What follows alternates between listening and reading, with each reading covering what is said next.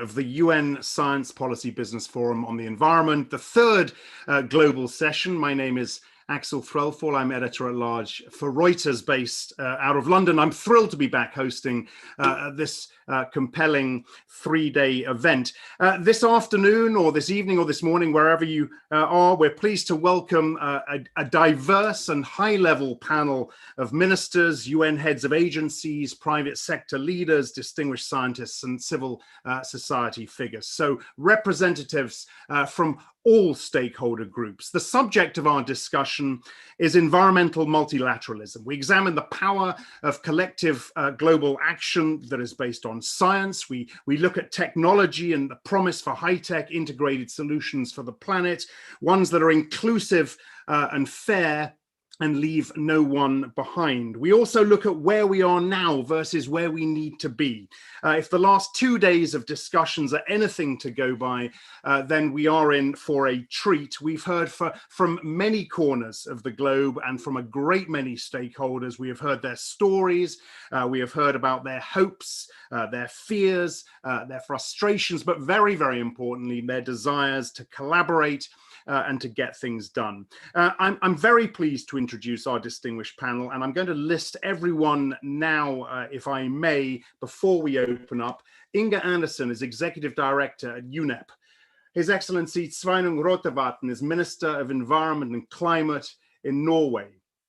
Her Excellency Jean Dark Mujawaria is Minister of Environment, Rwanda. Her Excellency Dr. Yasmin Fouad is Minister for Environment in Egypt. His Excellency Mohammed Mubarak bin Dana is Chief Executive of the Supreme Council for Environment in Bahrain. Jim Whitehurst is President of IBM. Fernando Coimbra is Chair of the UNEP Committee of Permanent Representatives. Maria Ivanova is Professor and Director at the Center for Governance and Sustainability at the University of Massachusetts, Boston. Tina Bernpili is Deputy Executive Secretary at UNCCD, representing today the Executive Secretary. Sir Bob Watson, environmental scientist and former chair at the Intergovernmental Panel on Biodiversity Ecosystem Services. Eric Rondolat is Chief Executive Officer at Signify. He will be represented today by Harry Verhaar, who is Head of Public and Government Affairs at Signify. And finally, Yugratna Shrivastava is a facilitator at UNEP, a major group of children and youth, that very important stakeholder in this discussion. So as you can see, we've got a very diverse group, a high-level group, and plenty on the table for us to talk about. So welcome to all of you. And thank you for joining us. If I could remind all of you, when you're not speaking, to turn those cameras off. But as I said before we started, I do want to run this as an interactive discussion. So be ready if I do bring you back into the conversation. Excellencies, ladies and gentlemen, before we start, I would like to give the floor to our host, Inge Andersen, Executive Director at UNEP, to deliver her welcoming remarks. Executive Director, the floor is yours. Thank you, and it is indeed a great pleasure and honor to have an opportunity here to dialogue with this distinguished group of leaders and individuals, excellencies. Thank you for joining on a Saturday on top of it all. It shows your commitment, and we're very grateful.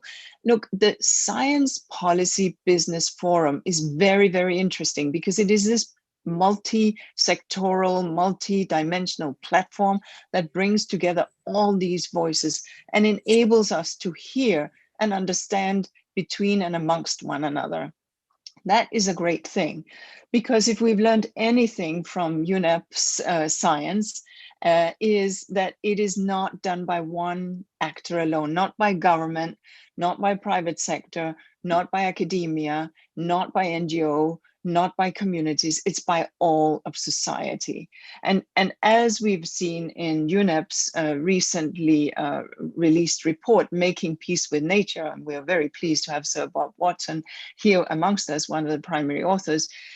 We speak in UNEP, including in our medium-term strategy, of 3 planetary crises driven by unsustainable consumption and production. These 3 crises, the climate crisis, the nature and biodiversity crisis, and the pollution and waste crisis. And to tackle these, you can't tackle them in fragmentation. You need to tackle them in unison too. And there can be these positive impacts as you tackle one on the other. So this cohesive, global, multi-sector, multi-stakeholder cooperation and ambition, that's what we need to get at. And I think what we are learning from platforms such as this, indeed, the Secretary General refers to this as inclusive multilateralism, networked and inclusive multilateralism. What we're learning is that we are hearing from one another. We're also seeing very much the business community lean in, understanding that for their long-term sustainability, for their long-term profit margins, and for their inspiration to their workers who also join more and more for a cause, having a vision and a sense on the path to sustainability matters as much as it does for governments. So I'm very, very grateful to all for being here. What we're saying is that the science is telling us that we can no longer wait. Promises have been made, we have to deliver on them. And these promises are very clear, whether it's on the biodiversity side, whether it's on the climate side, or whether it's on the chemical and pollution side. Now is the time to deliver. We're in this decade of action. We want to end poverty, SDG 1. We can only do so if we lean in on the environmental side. It is possible, but only if we do it together. Next week, we will start the United Nations Environment Assembly. It's unique because it is online, so it will not have the full breadth of it, but we will start that assembly. And I know that we will be very much informed by the dialogue that has taken place on this platform. So with that, let me hand it back over to you, Axel, with warm thanks and appreciation. All right, Executive Director, thank you for those opening remarks. I've got a couple of questions, if I may, just on the back of that. And the question does talk to the crux of this. And it is this: do you really believe that the world has the systems in place, the right systems, to make peace with the planet when we struggle even to make peace with one another right now? Well, I've gone on record in saying is that if there's anything, environment unites us. Because if you have climate change, I have climate change. It is not a territorial matter. Now, there are different roles to play, as also enshrined in the convention. But nevertheless, it is not possible not to act in multilateral setting.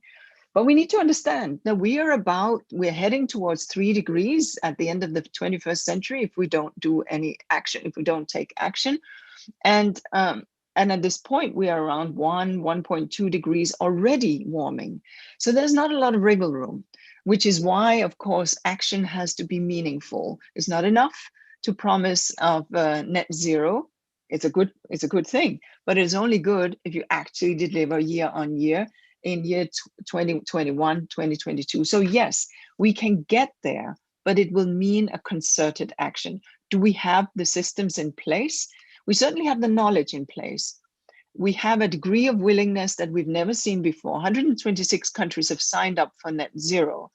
And we are now this year, 2021, let that be my last point. This year, we are seeing a number of very significant summits, starting with, I would like to put it, the United Nations Environment Assembly. But we will also see in various orders the COP for biodiversity, where a new post-2020 framework is going to be agreed. We'll see COPs for the Stockholm, Rotterdam, and Basel conventions that deal with hazardous waste and other related matters to chemical management. We'll see the Portugal Oceans Conference, and of course, we will see the COP26 in Glasgow. Each of these are a paving stone in the path to sustainability. But promises will not do. It is action that counts. And so that's what we at UNEP call for.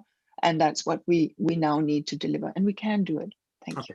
All right, Executive Director, thank you very much indeed. Now, in January this year, the UN Secretary General launched the UNEP-SPBF initiative, kickstarting the world's largest conversation on global challenges.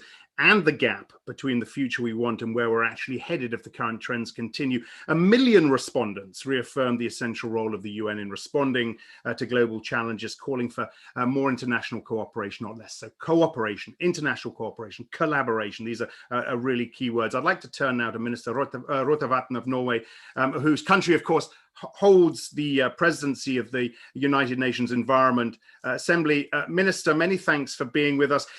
Look, this question is along the same lines, but it's so critical to find out from all of you in government, the policymakers, how you feel, how optimistic you feel. What is it going to take, Minister, to reinvigorate environmental multilateralism to respond to the crises we're talking about here, the environmental crisis in particular here? Well, thanks for your question, Axel. It's a very important one. First, I must say that I'm very impressed by all the insightful discussions that we've been able to have at the margins of an online UNEA 5, including in this forum. And I am joined in this panel by some very competent and experienced colleagues indeed, and of course experts that I have had the privilege of interacting with over the past week. Now, there are a few things that I would like to highlight when it comes to reinvigorating multilateralism in general and multilateralism when it comes to the environment in particular. First is the importance of a sound knowledge base. This week saw the launch of 2 very important publications. The Making Peace with Nature report, which was launched on Thursday, reaffirms that our prosperity is at risk if we don't act now. What is particular about that report is that it draws together the findings of other reports that considered questions related to climate change and biodiversity. Understanding the complexity and interlinkages simply underscores the urgency and the need for consolidated action. We need to steer for a carbon neutral world, halt biodiversity loss, and curb pollution and waste. The report clearly outlines that business as usual is simply not an option. Now, also, my co-panelist here, Maria Ivanova, offered some insights to multilateral cooperation on the environment in her coming book, The Untold Story of UNEP. She will, I guess, highlight some of these issues later, but the book, I think, makes the case that we already have a strong starting point to ensure more multilateral collaboration, and that is UNEP. We already know a lot about the environmental challenges we are facing. So I therefore believe that the willingness to act is also of great importance for the future of our multilateral system. And I am hopeful, Axel, because leaders of our time do understand the tasks ahead of us. At least I think they do. The next generation, that I would actually consider myself to be a part of still, knows that the stakes are higher if we don't act. This was clear from the discussions at the Youth Environment Assembly this week, and it is also something we have all seen with the youth protests over the last few years all around the world. One of my favorite things, of serving as Minister of Climate and Environment for Norway, and of being UNEA president as well, is that I know that there are so many people who have my back. Millions and millions believe in and work for a sustainable future for all. And I think that we do have the will to overcome these challenges because we know that we simply cannot afford not to.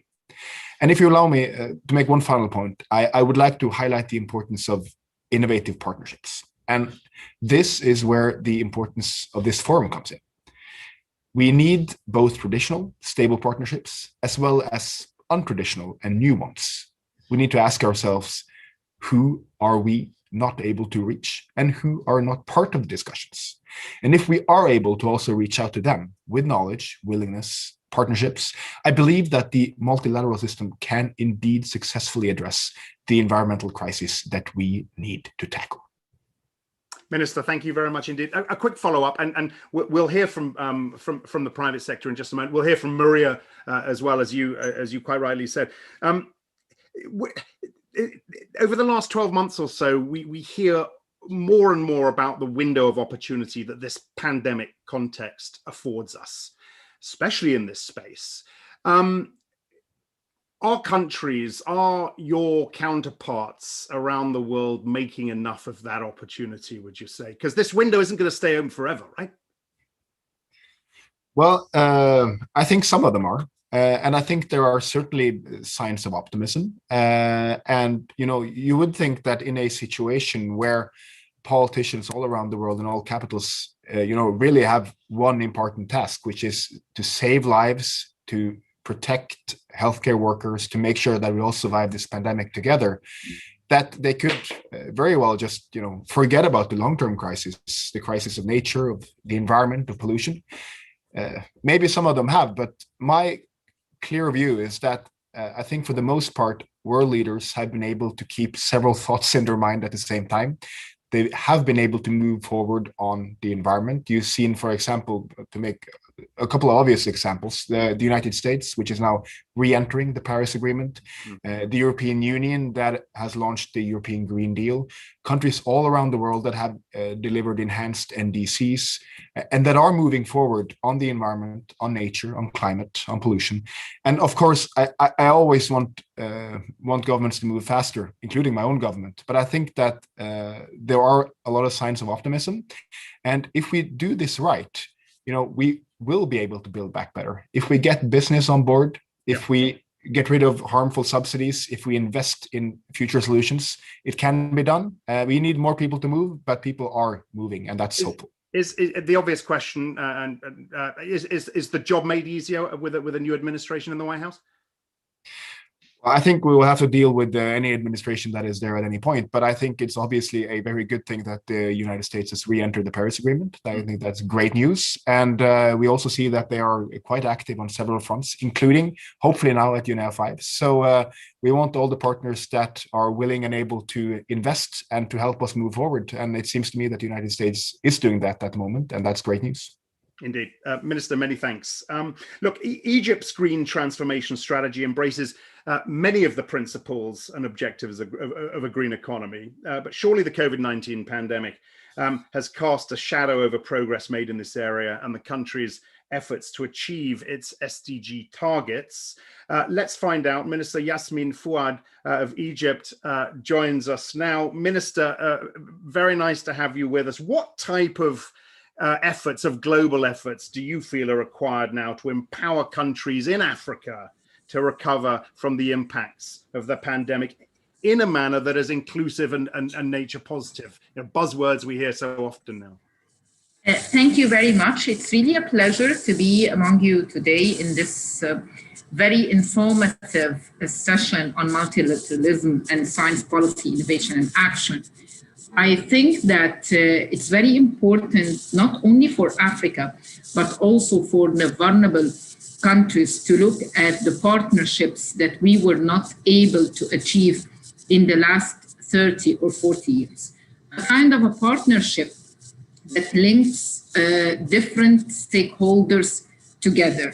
When we're talking about this kind of partnership, I'm talking about how are we able simply to look at the needs of the local community, link that to the national ones, and from there move into the global perspective. This is number one. Number two, it's very important also when we're looking at what's happening in the world with the COVID-19 is to look at the local knowledge of those communities. How can we be able to transfer that from unsustainable patterns to more sustainable patterns? For example, with all the local knowledge that is there within the local communities, it's very important to think of how are those practices of their day-to-day are moving into sustainable patterns that would really conserve our natural resources and conserve the biodiversity. Thirdly, I would like to echo what Her Excellency Inger Andersen has mentioned, which is the defect that has been made within the global community that we've done unintentionally of delinking the global environmental challenges, meaning that we've been working on biodiversity alone, climate change alone, and land degradation alone.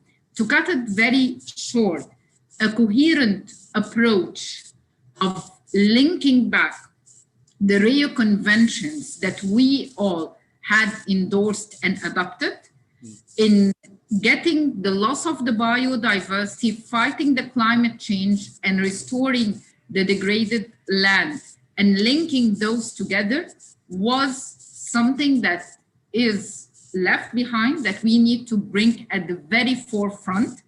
And Egypt, during the CBD COP14, has launched that initiative of looking at the coherent approach of the biodiversity, climate change, and land degradation. Because simply, we don't have enough financial resources, if we're looking seriously at that, to overcome all those challenges, and looking at them differently and looking at them in isolation and separate from one another. Thank you. Thank you very much, Minister. A quick follow-up, if I may, on business. We're going to hear shortly from Jim Whitehurst at IBM. The role of business as an important stakeholder in this. How important is that for you in the region in which you are operating? How much momentum do you think we've seen, and how much more do you think we need? First of all, I think that the business community has been working very closely with all the stakeholders to accelerate that process. Without the business and their actual understanding to the issues related to the global environment, we will not be proceeding. Multilateralism does not mean that a government and scientists and the UN and the MDBs will be working alone. The core essence of looking at that is look into business. Let us give very quick examples of how business is functioning in Africa.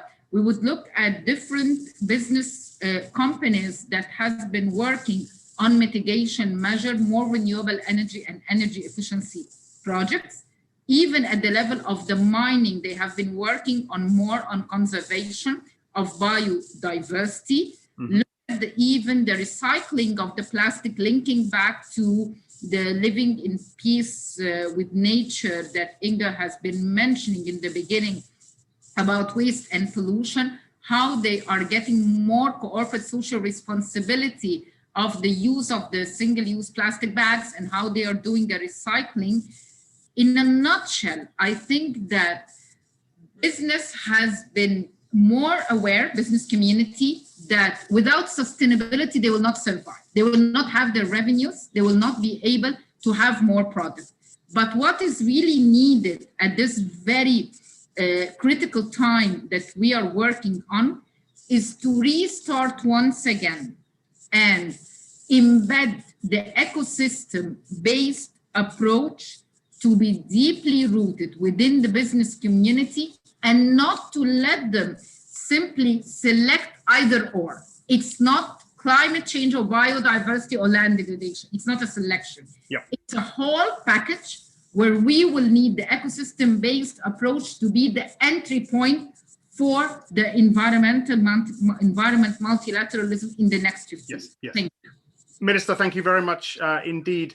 Dr. Jean Dark Mujawamaria is Minister of Environment in Rwanda. Minister, welcome to you. At the African Ministerial Conference on the Environment, recently ministers reiterated their continued support for multilateral cooperation. What, Minister, is the ambition from an African point of view, from a Rwandan point of view, in terms of what UNEP's new medium-term strategy will deliver and the sort of multilateral action that's needed to support that? Thank you very much. Good evening, everybody. I extend warm greetings from Kigali. It's a pleasure to be part of this important discussion, interactive dialogue on closing the UNEP Science Policy Business Forum. As we reflect on making peace with nature, especially on the defining task of the 21st century. I can immediately go to the response of the question that was asked. As the UNEP will be soon celebrating its 50 years of existence as an institution dedicated to foster and leadership on overarching establishment of multiple conventions, including the Rio Conventions, CBD, UNFCCC, and the UNCCD, and has been influential for various other existing international treaties. We sincerely hope that with the new midterm strategy would enable UNEP to foster inclusivity whereby not only government, but also of local and regional actors, civil society, business community, academia, and other play a significant role.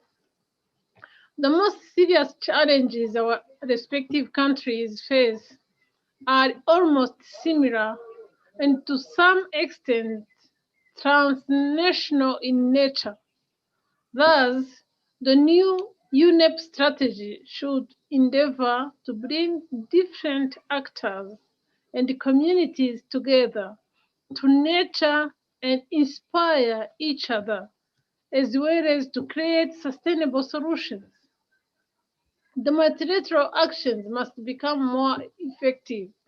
The new strategy should enable UNEP to be closer to all interested stakeholders, to allow for inclusivity, innovation, and partnerships so that no one is left behind.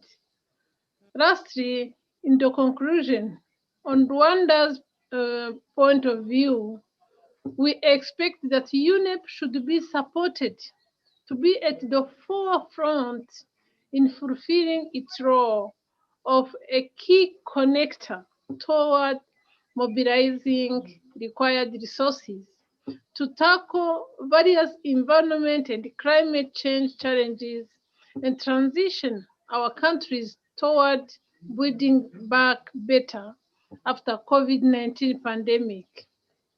In our developing world, we need to find a better solution, for example, to the deforestation by investing in other source of energy, because people now are still depending on biomass as the sole source of energy. We have to invest in projects that are finding other source of energy, projects that are finding fuel solutions. Ladies and gentlemen, Rwanda believes that we can recover back better. Unless all of us are resilient, none of us will be resilient. I thank you for your kind attention. Thank you, Minister, very much indeed. And just a very quick follow-up. You've told us that Rwanda believes this is the way to do it. How optimistic do you feel, though, Minister, given the collaboration we're seeing now, that this can be achieved? This is achievable. We have to have the will to invest in adaptation projects and mitigation projects.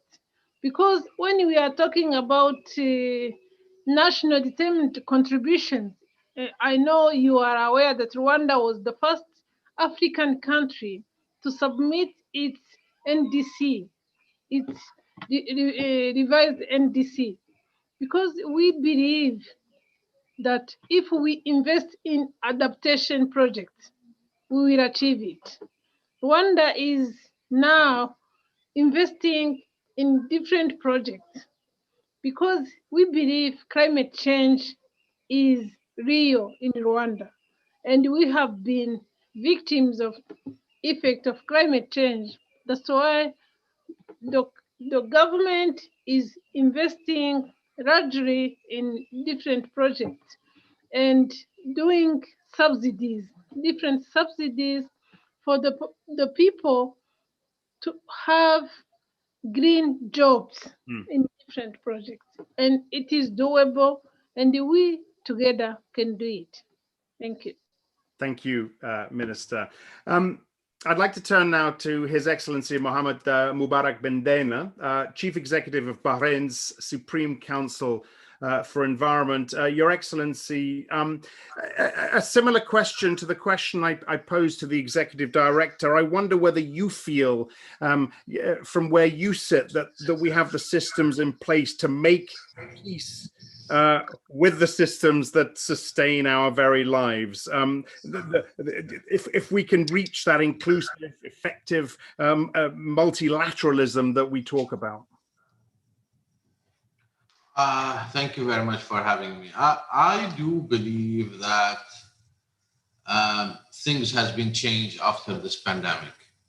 The importance of the environment is not just the government's needs. It comes now from the people themselves.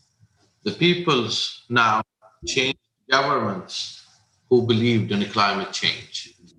And that shows you how much other people wanted a sustainable life and a sustainable development. So the infrastructure is there. We do have the conventions. We do have the agreements. We do have the wills from not just the countries, but the people. We just need to work on the finance, the technology transfer. And I think those two keys is the most important key elements. And I see that there is a big progress on this. The technology towards electrical cars is moving very fast, as you see. The business model that you have to subsidize the environmental friendly businesses is not there. It is now a feasible businesses. So I do believe that we will see a big jump towards achieving the sustainable goals and achieving what is the people want, and to moving to a more sustainable way of living. But it doesn't, the life doesn't look dark for me as before. I think this pandemic opened all our eyes into how important is protecting the environment. And this is what's going to be. Another, Your Excellency, important piece of this discussion, of course, is alongside protecting the environment, ensuring no one is left behind, making sure this is inclusive, this is equitable. How do we go about ensuring that? As you know, I think the world is not divided now as developed and developing. We just have to look after the least developing countries and the small island developing states. All infrastructure, as I told you, is there. We just need to create more cheaper technologies, and we just need to pump more cash to either the GEF or the GCF, the climate change funds. Those countries need some capacity building, technology transfer, and finance. And this is the key elements that will bring everybody on board towards achieving all the goals in all conventions, either in the climate change or on biodiversity, or even in Basel conventions of lowering the wastes. Your Excellency, many thanks. Do stay with us. I'm sure we'll come back to this. His Excellency Mohammed Mubarak bin Daina there. I'd like to go to Jim Whitehurst now, President of IBM. Jim, can you hear me okay? Yeah. Look, this is such a critical piece of the discussion, and we on Thursday examined in a mammoth session the opportunities of AI and other technology. How big a part, Jim, of the solution is business, in particular big tech? Oh, I think it's a very significant part of the solution. I think business plays two roles. One is just through our behaviors, taking leadership positions. Look, we do have the opportunity to influence government policy because we're generally large employers and taxpayers. And so generally policymakers will at least listen to our point of view. I think through our behaviors, whether that's you see IBM and many other companies talking about our own actions in net zero pledges and what we're doing there. So I think both advocacy and leading by example are important around impacting behavior. But I think even more important is the other side, which is around innovation. Our ability to get there completely via behavior changes against climate, biodiversity, and waste, I think we're not going to fully get there without innovation. And certainly government plays a role in that, academia plays a role in that, but businesses in particular drive a large amount of the innovation that needs to happen. And so thinking about these broad ecosystems to make innovation happen, whether that's around materials that remove carbon from the atmosphere, or recycling plastics, or new energy, is going to require government, but working with businesses to kind of to be able to create the context for that innovation to happen.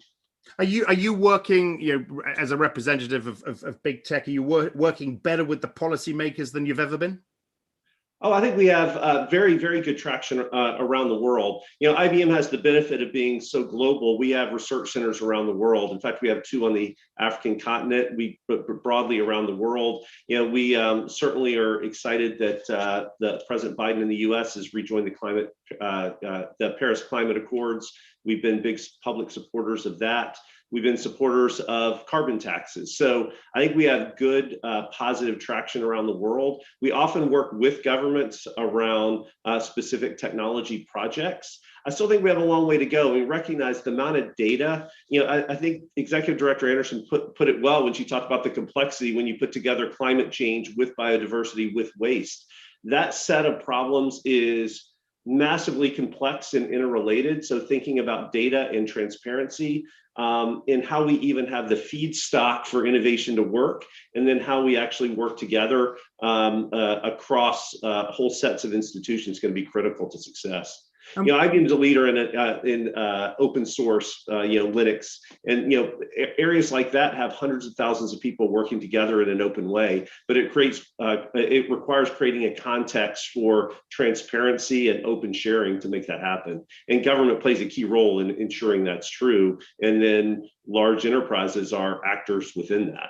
What's just to finish up with Jim, just for the time being, what worries you most about this? I mean, clearly there's a lot of data out there. There are questions around the regulation in your industry.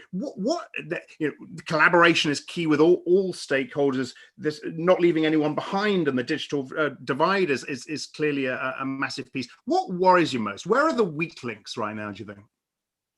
Well, look, I think unfortunately, for probably in many cases very good reasons, I think there is less of a trust in institutions broadly, and certainly businesses. That's true given the actions of some businesses, and so I do think recognizing that access to data and information, working hand in hand across businesses and government is going to be critical to success. And I think in general, a public kind of lack of the same level of faith and trust in all institutions, whether that's government, academia, or businesses, does make it more difficult for us to kind of come together, work together to ensure that we're able to kind of make the pace of innovation that's going to be required. Because I do think that it's going to require massive amounts of innovation to get from kind of here to there over the next 20 to 30 years to get to carbon neutral. And if we don't have those mechanisms, those institutions able to work in the way they need to, we're not going to innovate at the pace required to be successful. Sure. All right, Jim, appreciate it. Stick around if you can as well when we get into the discussion a little bit later. Look, I want to come back to the Minister from Norway, if I may, and to the Executive Director as well. Minister Rotevatn, if I could bring you back in, I'd like to talk a little bit about, I mean, you mentioned the Europe Green Deal, or Europe at least, and the strides it's making. How can the world leverage a post-pandemic green recovery? How best to leverage that? How can we raise the level of ambition? But I think that's where you need to start. I mean, you have to, if you're talking climate, for example, this is going to be such an important year to get all countries to go into Glasgow in the end of the year at the climate summit with increased ambitions, with enhanced NDCs. A lot of countries have stepped up, but we still have a lot of big polluters who haven't. So ambition is where you need to start. And then I think, in the pandemic, we've been spending a lot of money. So far, governments have been spending a lot of money to keep businesses up and running. Some have tried to make this in a green manner, some haven't. But I think going forward, when we're going into the rebuilding phase, there's going to be a need for a lot of stimulus still in a lot of major economies.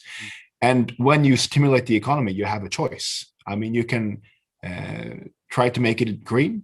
You can try to build back better, as they say, or you can just move along as nothing has happened and just go back to the old ways. And I think an obvious place to start in a lot of countries is to get rid of harmful subsidies for fossil fuels, for example.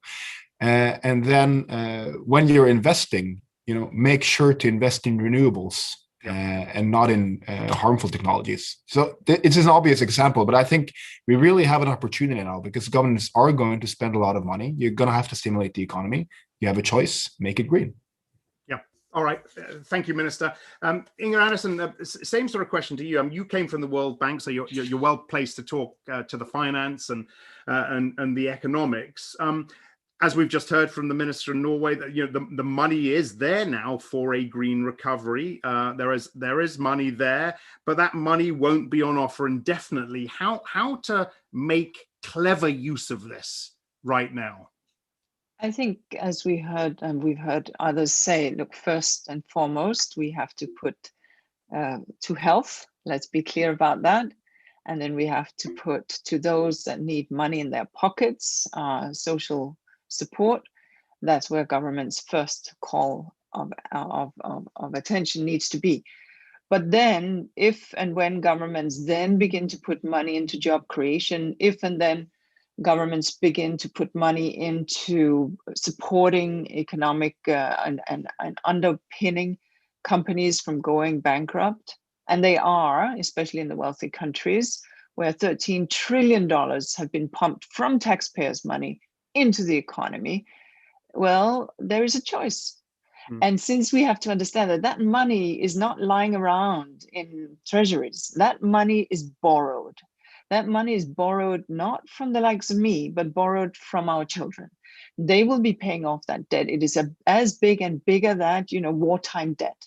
So let's understand that what we can do with this money as we put it into the economy, either we can put it into the old groove, or we can make this massive shift. And as we do that, making sure that we leave no one behind. And let's not fear that shift into the green economy. After all, we have shifted out of other older technologies, the steam engine, etc. I mean, we are now in the IT age. So these shifts have come through the ages. It's something that early movers embrace and take a market edge, and it creates good jobs, sustainable jobs, and investable opportunities. Now, I can't say what I've said without also saying that we need to live up to the promise that was made in COP15 in Copenhagen, that by 2020 there shall be $100 billion in climate finance on the table, and that is about international finance, international solidarity. And so far, we've not lived up to that. So at this time, and we just heard yesterday on vaccine solidarity, so we need to have more solidarity here, because we really are all in this together, and ensuring therefore that is so. And finally, maybe just to say that there are countries already, even though they have meager resources, they are putting these resources into smart investments for the future. A couple of examples: Senegal lowered the import tax on on components to renewable energy to spur that growth in the sector. Pakistan, for example, took a significant amount of money and put it into tree planting to generate money, yes, to generate jobs for those that lost jobs, but also good for climate and nature. And I could mention other examples. So the point here is that solidarity needs to be enhanced, But even where countries are putting money into the economy to sustain it, poorer countries, they have choices that they can make, and many countries are indeed making these choices. Yeah. All right. Many thanks. Look, let's hear from our other speakers now, and then we'll circle back to a number of these issues. Ambassador Fernando Coimbra, as chair of the UNEP Committee of Permanent Representatives, the environment has clearly taken center stage in terms of global concerns. What sort of pressure from where you sit has this put on international governments and governance, and if so, what sort of pressure has this put on? Well, thank you for inviting me, and I would like to congratulate UNEP for this organizing this forum. Yes, I think the pressure is there, and it is clear from the reports that are being issued and from the pandemic that we are facing, that collective effort is absolutely key. So we must absolutely use the multilateral institutions that we have, and of course UNEP is very much at the front in that respect. So I think that the good news is that we have, in the course of these years, 30 years, 40 years, moved from a more abstract idea on what we should do in terms of preserving the environment and what was the meaning of sustainable development to a very clear program of work for a very clear roadmap, which is in Agenda 2030, and that important milestone, this important collective understanding, has enabled us to understand that the environmental challenges have to be looked at from collectively, and that it is a development issue. So we have to look at it from the three dimensions of social, economic, and environmental. So that's the good news, and that's the important thing that we are now seeing. Now, the less good news is that really what the crisis that we are living require a unprecedented level of cooperation. And I'm very happy to hear what Inge just said a moment ago, that more solidarity is required. And indeed, that's what we must focus on. How can we move towards implementation of all these very important agreements that we have? We have many COPs, we have many platforms in which we are discussing, but now we have to move towards implementation. Mm-hmm. And in that respect, just to finalize this intervention, I would like to stress that indeed the eradication of hunger should be at the forefront, because we have to look at this challenge from the three angles of sustainability. But this is at the top of the priority that we must collectively, involving business, involving civil society, involving academia, must tackle. And we must tackle because it is a moral obligation that we must engage in and address now. Yeah. Thank you. And thank you, Ambassador. A quick follow-up. Look, it's no secret that the world has worried increasingly about the threat to globalization, to multilateralism, collaboration in general. How do we talk about a momentum that has built up and a recognition that the collaboration and the solidarity is required? How do we ensure that momentum is not upset at a time like this? Well, it should not be something that we should look as something really as problematic. What we must now is really sit together and look at on a very pragmatic level what should be done. We are seeing that the pandemic has shown us very clearly that collective effort is necessary.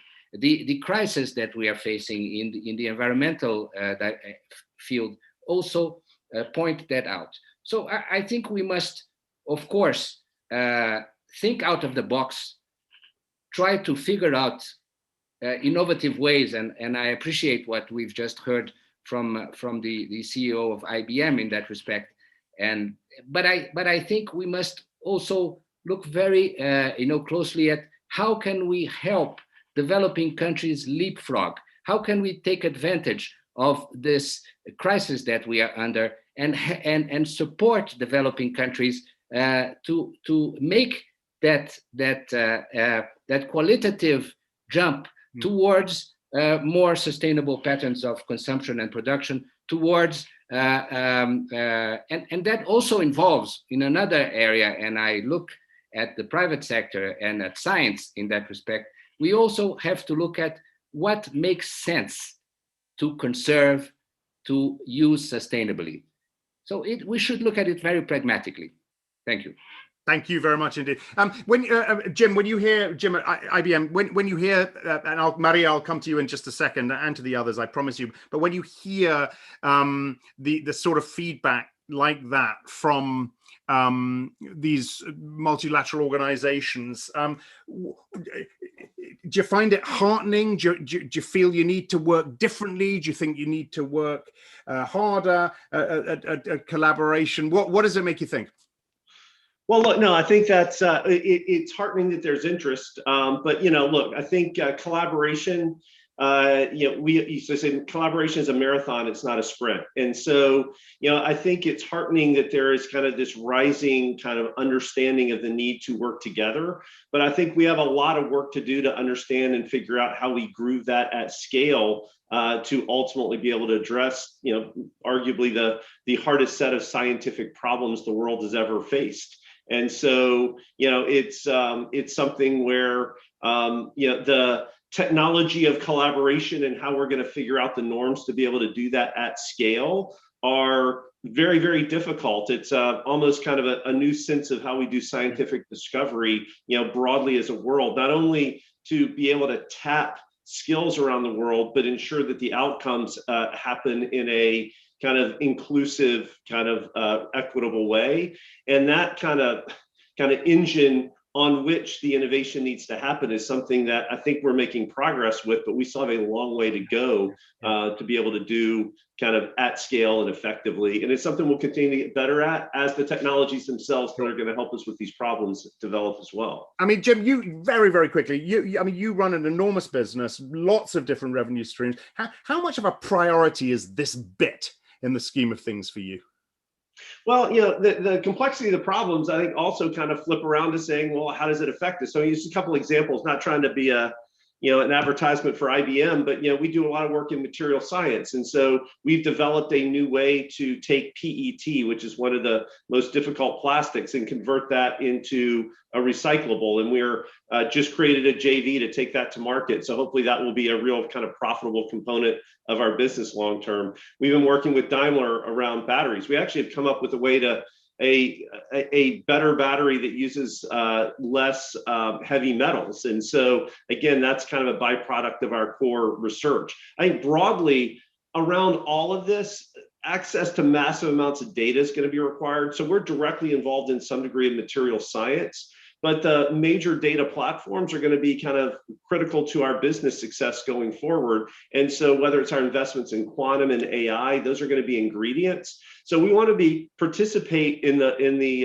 creating the solutions, but these ecosystems, let's be honest, they will benefit us as a business as we go forward. But that's the benefit. We need to create ecosystems that have positive benefits for everyone involved, because that's going to get us to all to invest more. We can look at this as a small ESG investment where we take X% of our profits and put against it. But if we try to solve the problem that way, we're not going to put the full weight of resources of industry behind these problems. So finding ways where we and others say, hey, this is potential, creates new business streams for us, enables us to put much larger investments against it. So whether it's quantum, whether it's AI, whether it's our cloud, we talked earlier in this conference about tracking marine plastics. Well, that's using some of our blockchain technology, our cloud, and so those positive externalities of we can solve these problems and create potentially new sustainable kind of lines of business, or what's going to get that investment. And that's speaking for one company. Obviously, multiply that times thousands, and that's how we're going to ultimately solve the problem. All right, very good, Jim. Thank you very much indeed. And Maria, let me come to you. You've made a career of and a lifetime studying UNEP, and you've just released a new book, as we heard at the top. What does UNEP, just very quickly, what does UNEP need to leverage in order to strengthen the action in its space in a post-COVID world, and talk to us also specifically about the Science Policy Business Forum and the work that it does and the momentum it helps build. Thank you very much. It's really a pleasure to be here and to share this virtual stage with the leaders of international institutions, of the leader of UNEP, the leader of governments. It's truly an honor. And as we heard from all of the speakers, indeed, UNEP is in a unique place. And I have had the honor, the pleasure, the responsibility of studying UNEP for decades now. I started as a student. I am now a faculty at the University of Massachusetts in Boston. And I have indeed, Axel, as you said, made a career about studying UNEP and the constellation of multilateral environmental institutions around it. And I just want us to focus on a few things that I heard through this panel. One is the vision. And we need a vision. In my historical study of UNEP and its creation 50 years ago, I have discovered that the vision was there. It is ambitious. It is inspiring. And this is what is still at the core of UNEP. And it was a vision for actually a small, smart, and nimble organization. As they put it in the 1970s, UNEP was supposed to be the pinch of silver that would generate mighty reactions throughout the UN system. I think that's a very powerful metaphor, analogy, and we can think of it that way. But my work has also led me to believe that, or discover that there are two conditions that need to be in place for an organization to be able to deliver on a lofty mission and vision. And that is, one, to be in authority, meaning to have the mandate to do the work you are entitled to or asked to do, which is what UNEP does have. It has the authority. It is in authority legally to be the place where we learn about the environment and where we go to figure out what to do about the environment. So it has a very ambitious mandate. But also an organization has to become not only an authority in the field, but the authority, of where various actors come to get the science, to get the policy, to get the tools. And this is where we could do better. But this is how the Science Policy Business Forum, Axel, to your second thread, really features in what UNEP could be, what UNEP is becoming, in a way, of bringing those various actors in this setting is really important to gain the credibility, to also importantly get the connectivity. And if there is one thing I think that we have learned throughout this crisis and this pandemic, and indeed the past 50 years of multilateralism on the environment, is that connectivity is critical. We are in a connectivity moment right now. Look at us, we're around the world, we are connecting, we are face to face, even though we're not physically together. And so taking this connectivity now to the next step is the challenge. And this is why it's fantastic to see the CEO of IBM, Jim Whitehurst, here. And so how do we harness that connectivity power of the private sector, of big tech, to actually take multilateralism to be much more connected, not only among governments, but also to all of the other sectors, academia, civil society, and honestly, the citizens, the normal citizens in the world. Yeah. All right, Maria. Look, I'm going to jump in quickly. I'm going to come back to you before we close, by the way, because I want to. You have told this story of UNEP marking 50 years. I'd like to know what you think the next 50 years should look like and what the aim should be. But very quick follow up to that. Has the tone of the conversation changed enough for you over the past 5-10 years? Clearly, with a journalist's hat on, we write stories a lot about lots of talk, not enough action. Has the tone changed in the right way? So these are two different questions, Axel. The tone has changed, and it has changed multiple times. And the tone has changed in the right way. Very recently now, honestly, partially with the pandemic, the call for solidarity is much stronger. And it is imperative that we talk about solidarity. The talk in the United States has changed dramatically, which empowers all of us in all of the sectors, indeed across society. But I just want to make this point about solidarity. The executive director talked about it, the minister of Rwanda talked about it, and the chair of the Committee of Permanent Representatives talked about it. Solidarity is absolutely imperative. And I want to just give you one example of what we had done at a university that is suffering tremendously from this inequity, and that our students are at risk in this pandemic. And what we did as faculty and as staff is we said, we are going to create an educators solidarity fund, where we put from our own salaries to actually be able to hire graduate students as teaching assistants in classes to help faculty. Mm-hmm. So there are various ways of actually working in solidarity, both at a very local level, but also at a level that is global. Yep. And I just want to give a shout out to the Environment Minister of Rwanda and say that the painting behind me is the cover of the book, and it is from Rwanda, from Fabien Akimana, an artist in Rwanda. And this is the kind of solidarity we also need. We've made a commitment that all of our publications now feature art from developing countries. And this is something that can lift the conversation. It can change the tone in a positive and inspirational manner across the world. Yeah. All right. Maria, thank you very much. Is the minister from Rwanda still with us? I believe you are. I don't know if you wanted to add something to that, to talk directly to that painting behind Maria, and solidarity, as we've heard about. Is the minister from Rwanda still with us? Yes, I'm still around, and I thank very much Maria Ivanova for the kind words toward our own countrymate, Fabien Akimana. And really, as Maria Ivanova was saying, and other speakers, we need to have solidarity. We need to be together to face the challenges of climate change, the challenges that the environment is facing.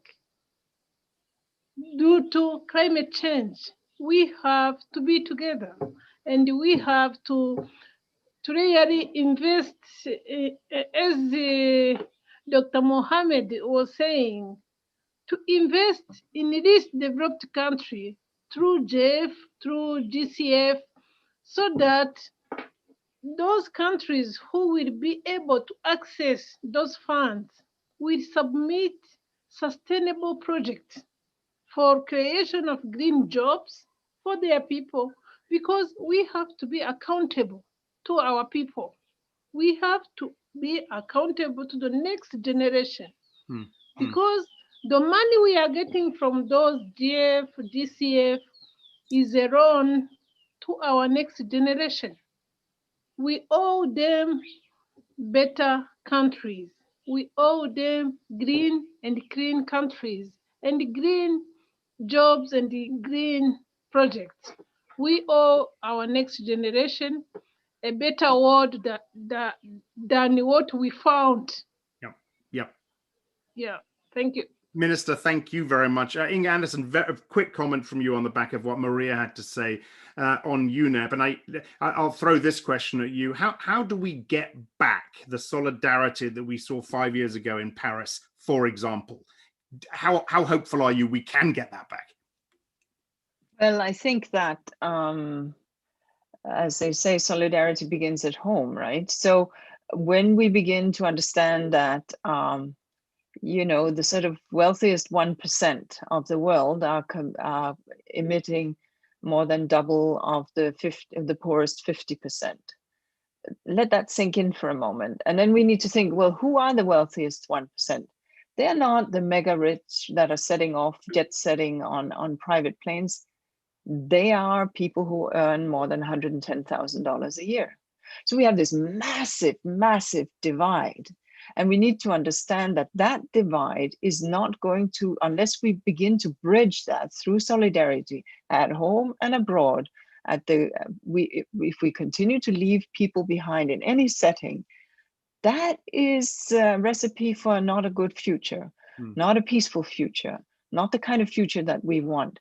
So I think an understanding of that is beginning, and it is embarrassing that today we're seeing vaccine hoarding in a number of very limited countries, whilst we have other countries that have no access. So that solidarity has to be understood, because as I said before, if one person has climate change, we all have it. And frankly, if one person has COVID, we all have it.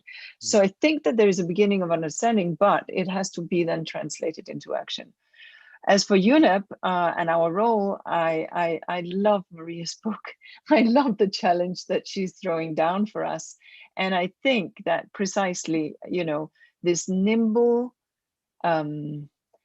organization that is willing and able to take some chances, to be very flexible, but also, yeah, the environmental conscience of the United Nations, and influencing not just by its own programs and projects, because UNEP is never going to be this big organization like some of the other UN agencies, but through our influence at the rest of the UN. And I think, if nothing else, our report that we released earlier this week shows how we can, in fact, be very nimble and very, very influential. So that's what we continue to do. I'll hand it back over to you, Axel. Thank you very much indeed. Look, Tina and Harry and Bob and the others, I apologize it's taking so long to get to you, but we're going to do that now. And Tina Bermpili from UNCCD, let me come to you. Tina, when it comes to multilateral environmental agreements, how could we replicate the success we had in patching the ozone layer to other multilateral efforts, for example, desertification and climate change? Well, thank you very much for the question. I think I'm passionate about the Montreal Protocol and how we could possibly replicate some of its lessons learned. I would say that there are six possible lessons that we could consider replicating, although we need to be very aware that every convention has its own tradition, and every convention has been built under very specific circumstances.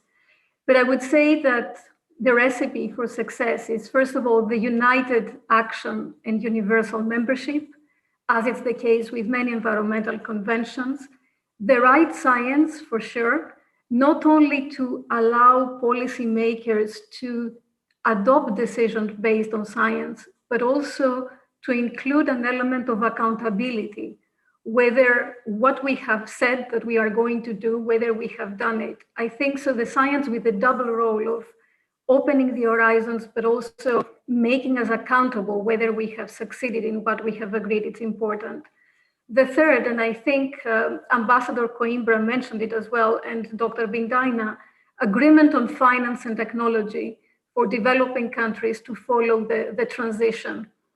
The fourth, which is something that I've been reflecting as well during COVID, is how we revisit this relationship between short-term and long-term, and how do we have patience in seeing the results of our actions. back in 1987, when the governments agreed on the Montreal Protocol, they were having to expect the results of their efforts for 30 or 35 years, which is a very long time frame for policymakers to make a decision, but they have done it. And lastly, I would say how the UN can be an honest broker when you bring together science, you bring together industry, you bring governments. How do you build consensus by bringing science, policy, and diplomacy together? I will close with that by saying that it's about solidarity, but it's also about optimism and pride. I think the Paris Agreement in 2015, and this was a discussion that we had with Cristiana Figueres because we were cooperating at that point, is how do you make sure that you don't leave people behind in the sense that they are part of the process, they own the process, and how you create trust among the parties, the developing and the developed countries. So apart from solidarity, I think optimism, pride, and ownership are very important elements. Thank you. Thank you very much. And I think it is Cristiana that calls herself a stubborn optimist, I think is the phrase she uses, isn't it? But just very quickly, Tina, inclusivity and fairness, of course, clearly a critical piece of this. How do we ensure both? You know, I think we have a very big, when countries come to the table to negotiate, they bring forward very specific problems. They don't bring forward the problems to stop negotiations. They bring the problems because they want to solve the issues that are important for their own countries. So I think this inclusivity and fairness is when you unfold these problems, when you find the solutions, and when you make the solutions the text for negotiations and not vice versa. You don't start by negotiating the text, you start by solving the issues, ensuring that these solutions are relevant to all, and then you negotiate the text. And if I may say something else, Axel, I think, and again, I was reflecting in the discussions, the UN was founded to avoid and to prevent big crises. But I think now, and as Maria also with her book has alluded to, I think the UN and UNEP needs to lead the change. It's not only to prevent and avert, but how do you move forward? How do you lead the change? Thank you. Thank you very much indeed, Tina. So Bob, let me bring you in here. I mean, we clearly the report that the assessment that you played such a critical role in has been a big part of this discussion. A big question, but when we look at the climate crisis, the nature crisis, the pollution crisis, what I asked you to answer this in a couple of minutes, but what transformative shifts are required to address those crises? Well, first, I think we have to recognize that climate change, loss of biodiversity, pollution are not simply environmental issues. They're economic issues, development issues, social, security, moral, and ethical issues. Unless we deal with them, recognizing they have these facets, these characteristics, we will not achieve any of the Sustainable Development Goals. So that's the first thing, is to place environmental issues in the context of development. There is no question we need to reform and evolve our economic and financing systems. As the Path of Descriptor report said, and the IPBES report says, we have to value nature. GDP, as we all know, is a flawed concept. It measures economic growth, but not sustainable economic growth. Therefore, we need to make sure that in decision-making, we take natural capital into account. And the best way of doing that is to use inclusive wealth, the combination of built, social, human, and natural capital. We secondly have to change the way we have our subsidies, both the direct and indirect subsidies and the hidden subsidies, the externalities. IMF in 2015 estimated that the hidden subsidies of fossil fuels are $5 to $7 trillion a year. Much of that is a hidden subsidy. It's not a direct transfer of finance. Third, after we internalize externalities, we have to have a circular economy. We cannot carry on wasting resources. It's also clear that we have to look at the sectors, the productive sectors together. We can't think of how to evolve an energy sector or an agricultural sector or a water sector without looking at each other's. Now, this has then governance issues. It means that ministers in individual governments have to actually work together, having worked both in the US government and the UK government at a reasonably senior level. Many of these agencies fight each other over limited resources. They have to work together. So we've talked about partnerships, but it isn't just partnerships between countries, with the civil society, with the private sector, with the finance organizations. It's within the different parts of the organizations. And the last speaker talked very nicely. We need trust. Until we start trusting each other, we won't make the changes we need. We need trust among countries. And yet there's often still a developing world mentality. We need trust between government, the private sector, the NGOs, civil society. We're moving in the right direction. Don't misunderstand me, but we have to be honest. We're not on a pathway to meet the Paris Agreement. As Inga said, we're on a pathway to 3 to 4 degrees Celsius. We never fully met any of the Aichi biodiversity targets. And so we need actions, not just rhetoric around goals and targets on climate change, biodiversity loss, and on pollution. So when we come to COP15 and COP26, we need to make sure governments are looking at both of these issues at the same time. So the goals, the targets are consistent, they're harmonized, and that the actions to protect the climate system, the actions to conserve and restore biodiversity, they are actually complementary and they don't have unintended consequences. So the time for action is now. We have to reduce greenhouse gases by at least 50% by 2030. The net zero at 2050, as Inga said, a great target, but it's now we have to reduce our emissions, learn to adapt to climate change, learn to not only conserve, but restore biodiversity. And so nature-based solutions, they are not a panacea, but applied correctly can have multiple benefits for both the environmental issues we've been talking about and the development issues of food security, water security, and good human health for everybody. All right, so Bob, let me quickly come back in. How, I mean, we heard from IBM. We're going to hear in a second from Signify as well. How big a role does the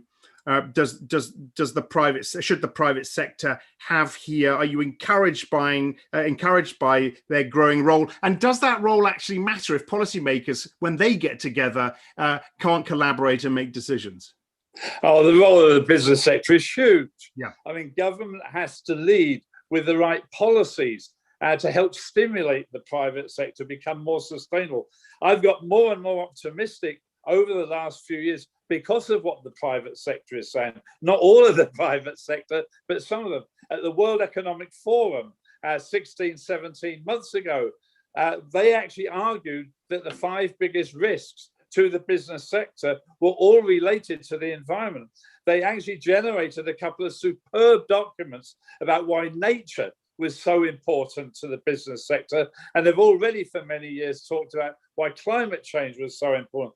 So to me, what we need are really good partnerships between the proactive part of the private sector, because not all of it is proactive. There are some parts of the private sector that like the status quo. They like these perverse subsidies.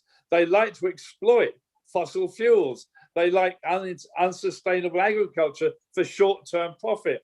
So no, the role of the private sector, the role of financial institutions about what they fund, they should not be funding fossil fuel exploitation, deforestation, unsustainable agriculture. They need to fund the transition to a low carbon economy, invest in nature. So the private sector, the financial institutions around, well, absolutely critical.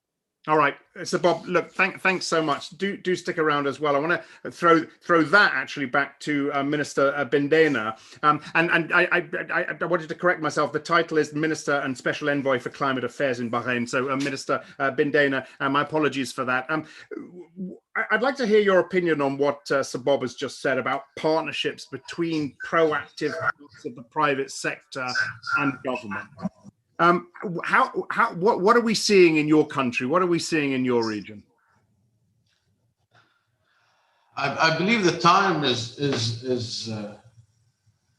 the time moved away into that. I mean, what should be done was done. The infrastructure and the policies and the regulation has been set by the government. And, you know, the private sector and the open market has took the lead.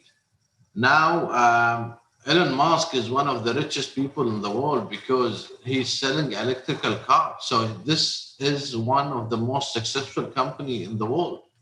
They don't need the governments and partnerships with the governments anymore.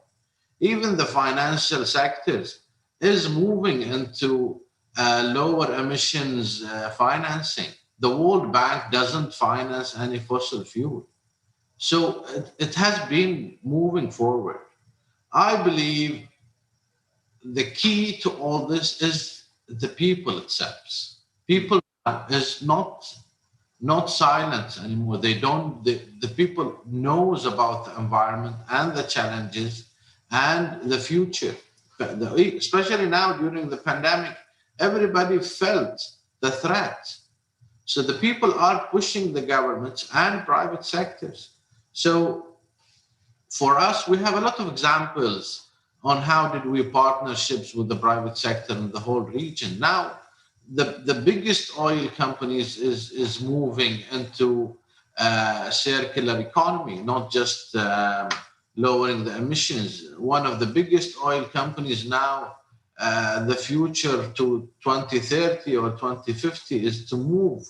The oil companies moving away from just doing the emissions into a circular economy. So it is already happening. The thing is, how can we help as United Nations, the least developing and the small island developing states to move? I believe our region doesn't need that much help. Our region, I believe, has some of the financial capability to do that, and they realize the importance of doing this, because if you're not moving now by yourself, you will left behind.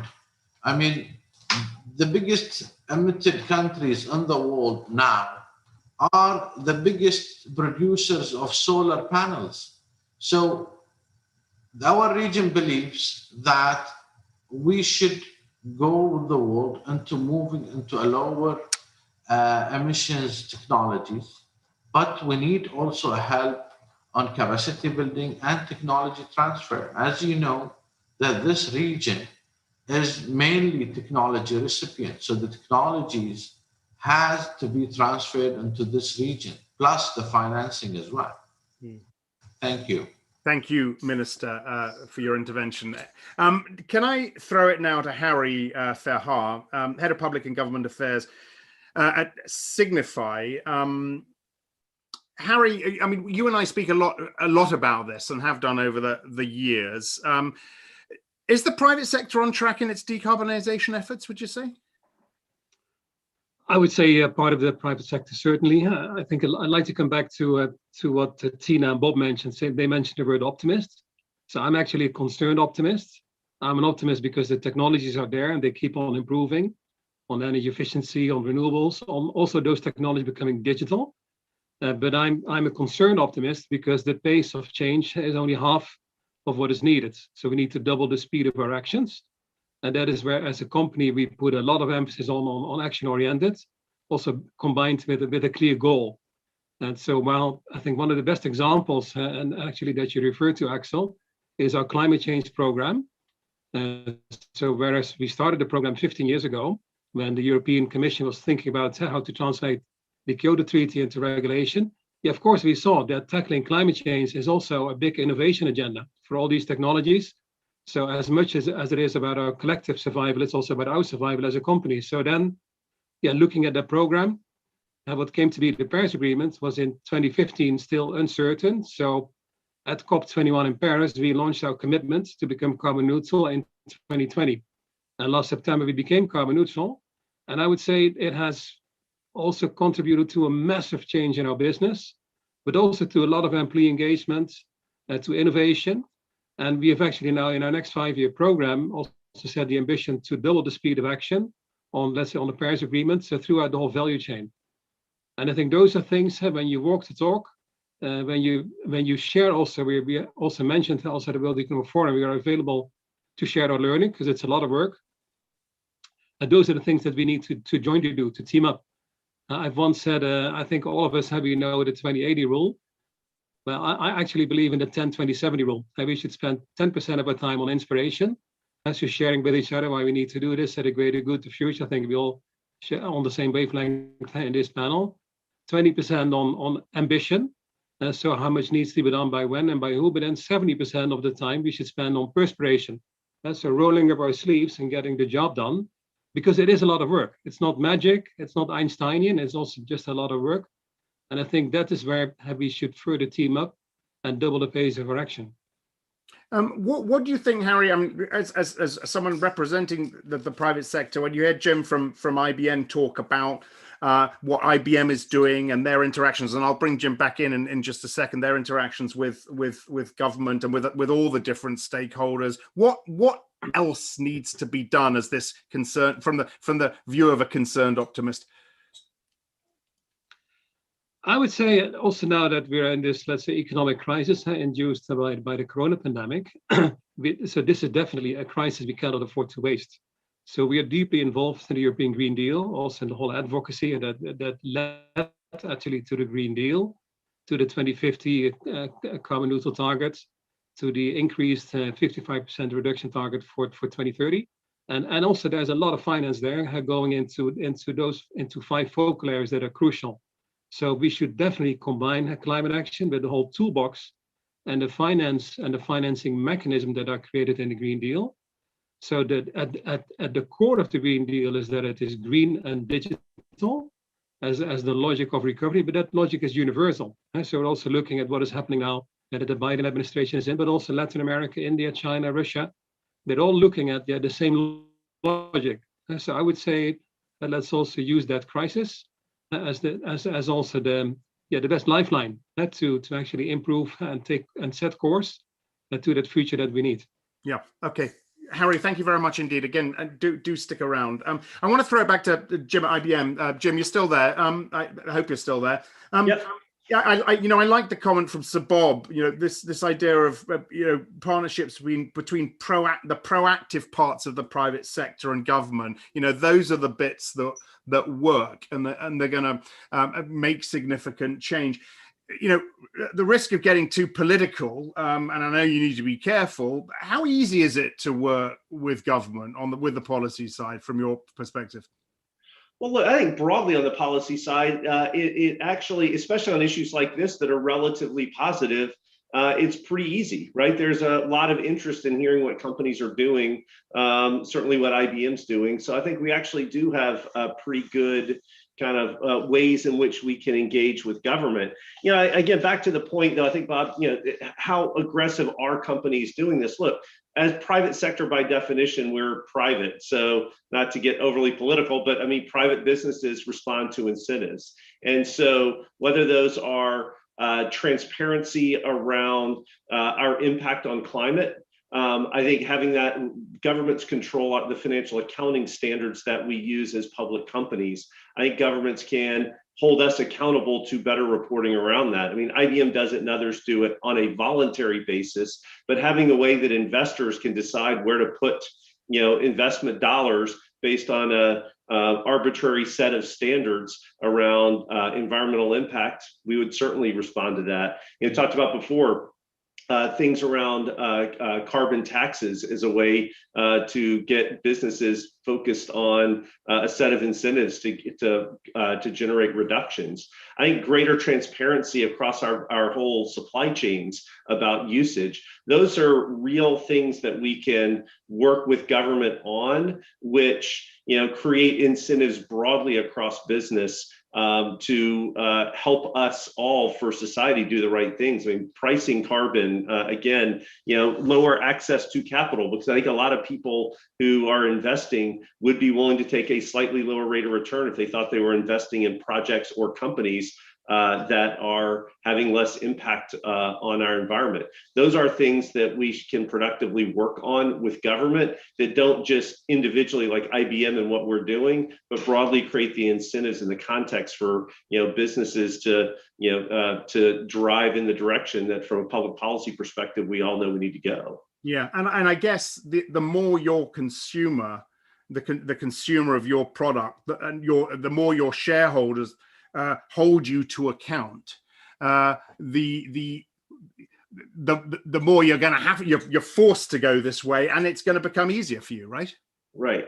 But I do think transparency is important. So if we can have a set of financial accounting standards on how much the impact we're having on the environment, that's key. Not to trivialize it, a lot of companies are doing interesting things, but everybody's broadcasting what they're doing in a positive light. I think, again, an arbitrary set of standards that we all need to report around, which is only something that's going to happen that governments can work to drive. I do think then our consumers and our investors can hold us accountable with a common transparent set of metrics that we can all use. I think is certainly something that we can work with governments on as well. All right, very good, Jim. Thanks very much indeed. Look, our last speaker, and last but certainly not least, is Yugratna Shrivastava, facilitator at UNEP Major Group of Children and Youth. Clearly a very, very, very important piece of this this whole discussion. Yugratna, can you hear me okay? Yes, absolutely. Very Alex, good. thank you. Let me ask you this. I mean, you've been on the multilateral scene for many years now. I believe actually this is your last year representing children and youth.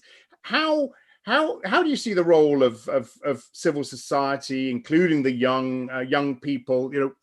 How have you seen that grow in significance, and where do you see that going over the next 10 years? Thank you very much, Alex. And first of all, thanks for having me here, and also for the excellent interventions that went ahead. Indeed, I am 25 years old from India, so the youth space and the youth age is slowly drawing to conclusion, especially for what we have in the UN context. I think the question that you asked is very significant, because what we are seeing right now and the circumstances that we have right now is a dire lack of political will. And today we are at a position where the solutions are out there, the policies are out there, the MEAs are out there, the conventions are out there. Countries know what needs to be done, policymakers know what needs to be done, but they're not doing it. And the reason for that is, number one, the lack of political will. Number two, the lack of accountability, the feeling that we can get away with not taking enough action because, well, frankly, most of the common public, most of the common citizens in the world, they don't really understand how some of these global frameworks operate. There is also a shift towards what we called blaming consumers, as opposed to looking at the life cycle approach of things where the problem starts at who is controlling the global economy, or who is the major contributor to this problem that we have had. So we have to outline these issues very, very clearly. The lack of accountability from the governments, the lack of political will, and the fact that the guilt conscience that consumers have often been facing. And this is where the role of young people becomes extremely important. Young people from diverse communities, young people especially from low and middle income countries, from small island developing states, those that have contributed least to the problem are at the front lines. They are the ones that are bearing the maximum impact of what it has happened or what will be happening. The NDCs that we are writing today, the resolutions that we are drafting today have direct impact on them. So therefore, it is very, very imperative that we involve young people, not just as beneficiaries or recipients of a particular process, but also as drivers and as contributors to the process right from its very inception. What this means practically, and why is that important? Half of my generation, or most of my generation, if I may say, was not born when Rio 1992 took place. My generation was not born when Stockholm took place in 1972, but now we are celebrating the 50th anniversary of UNEP. So the next 50 years of UNEP cannot be just determined by the people that have led the last 50 years of UNEP. It has to be determined by the people that have a stake in the next 50 years. And as we often said in our youth assembly, the jargon is nothing about us without us. I believe that young people have a role to play in all of this, because young people are not advocating only for domestic policies. They're not advocating based on a particular framework that they have been given by their governments to negotiate on. Therefore, young people are often advocating, the people that you see on the streets, the young people that have been taking onto the streets, they are advocating for what they believe a common future or a common vision lies to them. And that, by definition, is the very essence of multilateralism, how we are able to look forward beyond ourselves, and children and youth of the world have shown that capability in order to be able to looking beyond themselves. And this is why this generation, of course, holds this immense potential to have a change and to drive this change. The last point that I want to share, when you say why young people are important, or why their engagement is important, is of course because the young people are not just a generation which is that has to be simply brought in as part of social media campaigns, or as part of driving discussions, or as part of being on a panel. They are a generation that is going to be taking the leadership. Now, whether that is green jobs, whether that you look at the market of science policy business nexus, where young people, young entrepreneurs, the role of young scientists, young academicians, and also traditional knowledge that young indigenous groups bring, is of immense importance. So if we are not empowering the ones that need to be empowered, then the future that we are going to face is going to not be fully inclusive. To conclude my point, I would like to remind, we, over the last couple of days, we have been running the Youth Environment Assembly. We have heard from young people across the continent. And I remember one intervention very clearly that said, I often feel that I do not have control over the problems that are out there.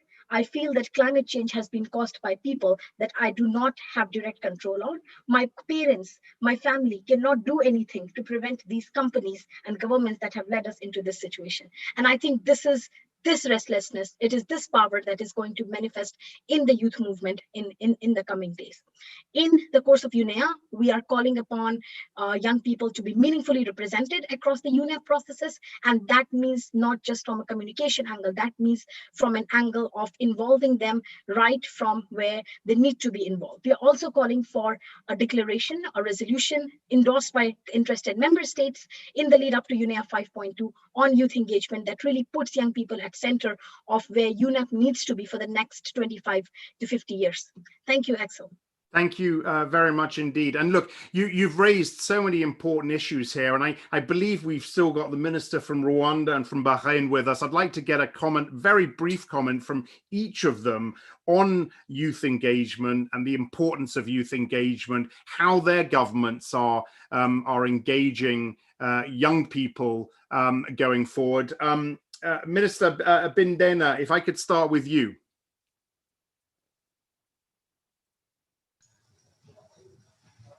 With the youth? The youth. The youth is pushing, they don't keep me sleeping. They've been sending messages, over messages, WhatsApps, all social media, in case of any waste, any smell, anything. I mean, they are really concerned about the climate change. They're concerned about the plastics. That's why we're moving away from the plastic. I mean, we moved into a biodegradable bag, and they're not even happy. So we will ban plastic bags because of the youth. And the youth, you will be surprised how much they are doing. they wake up early mornings every day cleaning beaches, and they go diving, cleaning coral reefs, and they do a lot of fascinating things. They are really doing a great job, and it is our role not just to help them, but it's also to support them. And they are the new leaders, and they are who's going to take over this planet after us. So they wanted to make sure that they do have a clean planet, and they wanted the secure planet. I mean, you see the taxes, what happened in taxes with all this snowing, and how much I've received from the social media that Texas is desert, and we're living in the desert here in the Gulf, and we don't want to have and suffer from what is the other nations is suffering. So the climate change is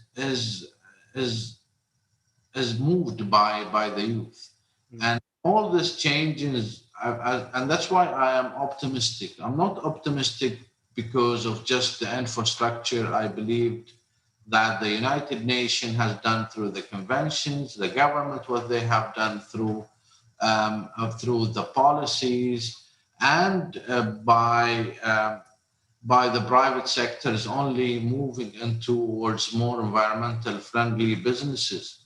But what really matters is how much the youth is moving into more environmental friendly. They're concerned about the environment and their health as well. So they are who's giving us all the support to do more for them, and we have to do more for them. Thank you, Minister, for that. And to the Minister from Rwanda, very quickly, as we've just heard there, I'd be interested to hear, this is about listening to the youth, engaging with youth, taking the lead from youth. What are you doing in your country? Thank you very much.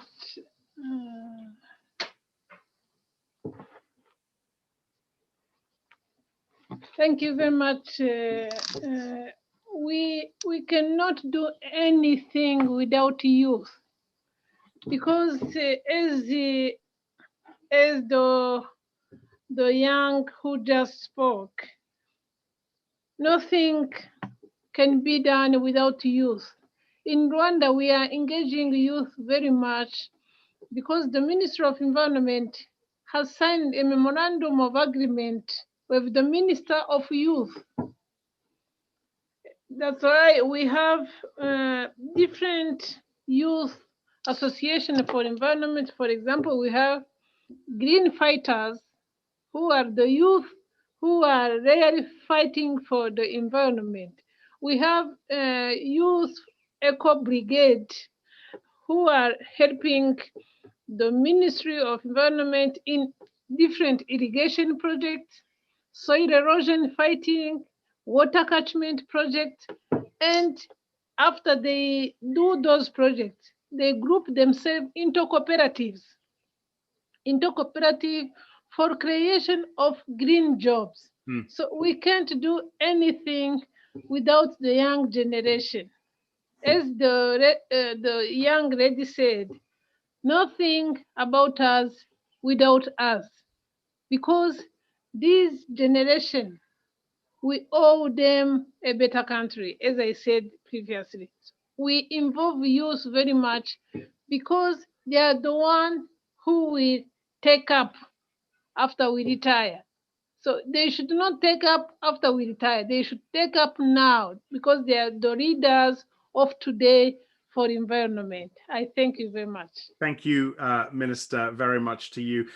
Look, I'd like to go back to, just to finish up with, to Maria Ivanova. I mentioned, Maria, when we spoke a short while ago, that you've made a career and a lifetime studying UNEP. As UNEP marks 50 years, I'd be interested to hear as a closing thought from you, what lessons we need to learn for the next 50 years. I know there's often criticism. Everyone talks about 2030 and 2050 and 2060. You know, we should be talking about now and next year and what's going to happen over the 12 months. But tell us, what do we need to learn for the next 50? Well, anniversaries are really a time for reflection on the past and thinking about how we move into the future. And I very much enjoyed you, Gratna's messages here from the young people. And as someone who has been studying an organization that was young, very young, 50 years ago, that did not exist and had to be invented, I also want to say, young people, grow up. We have all been young people and we have all said, we want to be there. And my call to young people is to stay engaged, even as you grow up, and that we engage universities. And in a sense, this is what I would like to say to UNEP as some of the lessons from the 50 years is that individuals in institutions matter. Ultimately, all that we are talking about, as much as it is about institutions, about policies, about government, it is about individuals. And all of that, all of us have a role to play. And so my message in terms of UNEP's next 50 years and beyond, because institutions continue, is to connect to that original vision of being smart, small, nimble, really to connect to other organizations and make others look better in the way they deliver, in the way they articulate the mission, and to connect the various pieces of environment in the UN system. This is what UNEP was designed to be. It was designed to be the connector. And I just want to reiterate that connectivity is critical. And for UNEP to become the authority on environment, the anchor institution that it was designed to be, it has to be connected and it has to deliver. And that's how it will gain the trust. That's how it will gain the credibility, the visibility that it needs to deliver on its original mandate. So my main point is UNEP was created with the right vision. It has the capacity and it now needs all of us to engage with it to be able to deliver. Okay, Maria, thank you so very much indeed for those closing thoughts. And as a close, there is not much more that I want to add. So I will keep this extremely brief, my final comments, just a minute or so. Solidarity, collaboration, trust, proactive partnerships. These are words for me as a journalist that stick out from this discussion that we've had today, this extremely rich discussion. Maria was talking about UNEP as a connector. The Science Policy Business Forum is a really important part, I believe, having been involved in this now for several years, of that connector. There is lots of food for thought here, lots to inform the UNEA-5 meeting that starts soon. As an often cynical journalist, we come to these meetings, and as I think I hinted at, we hear a lot of talk, and we wonder where and when the action will come. But this role of UNEP as a connector, this role of the forum over the past few days as a connector between all these different stakeholders really does seem to be bearing fruit. So that's what I want to finish with, that thought. And it just remains for me to say many thanks to everyone who joined us today, all of the guests who spoke, and my apologies if I promised to get back to you and then I didn't, but I think everyone had a share of the floor. So many thanks to you for that. Thanks as well to everyone who has tuned in, thousands of people who've tuned in over the past few days. I've thoroughly enjoyed it. I look forward to the next time. Many thanks and goodbye.